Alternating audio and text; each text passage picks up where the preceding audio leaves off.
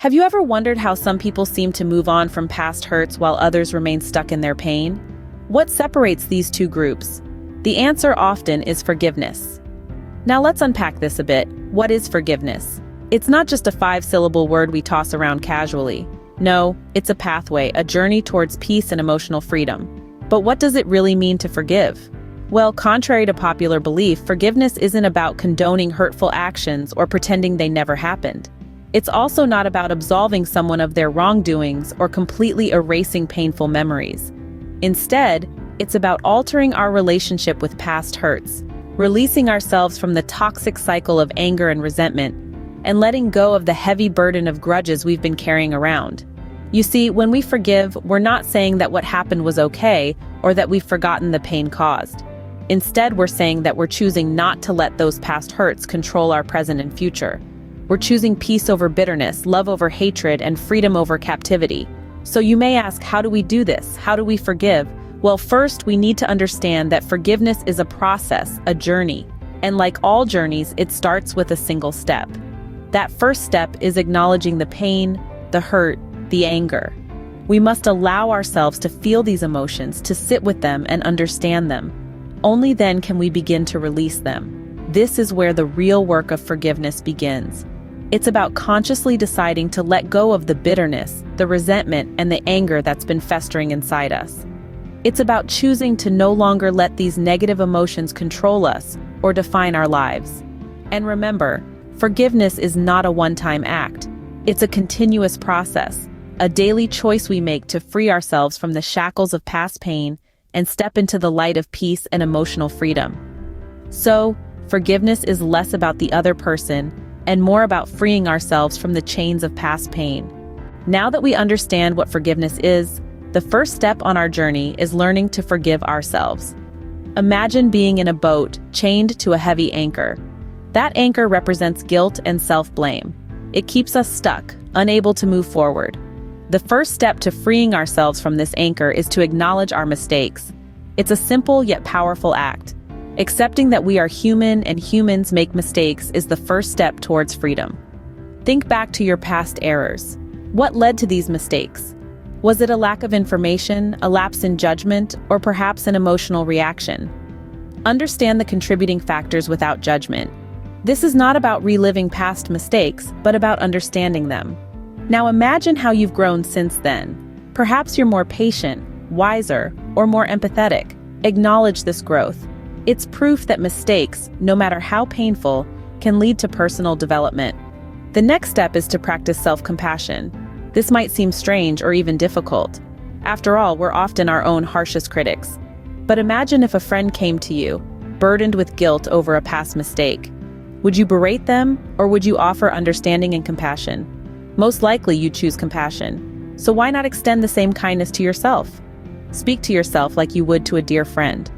Remind yourself that everyone stumbles, everyone has regrets, and everyone deserves compassion. This includes you. Replace self-blame with self-compassion. Instead of saying, "I'm such a failure," try saying, "I made a mistake, and that's okay. I can learn from this." Remember, self-forgiveness is not a one-time act. It's a process, a journey. There will be days when guilt and regret resurface. That's okay. On those days, remind yourself of your growth, your humanity, and your deservingness of compassion. Remember, everyone makes mistakes, and everyone deserves compassion. Most importantly, you. So let's make a commitment, a promise to ourselves, to start this journey of self-forgiveness, to unchain our boat and set ourselves free. Because we are all worthy of peace, love, and forgiveness, especially from ourselves. Once we've learned to forgive ourselves, we can then extend that forgiveness to others. This is a crucial step in our journey towards inner peace and emotional freedom. But let's not sugarcoat it. Forgiving others can be a monumental task, especially when the hurt runs deep. But remember, forgiveness is a gift you give to yourself more than anyone else. It's about setting yourself free. Let's start by understanding the context of their actions. We all carry our own baggage, and sometimes people hurt us not out of malice, but because of their own struggles, limitations, or lack of understanding. This isn't about excusing their behavior, but creating a space for empathy within us. This perspective can help dilute the bitterness that we've been holding on to. Next comes expressing your feelings.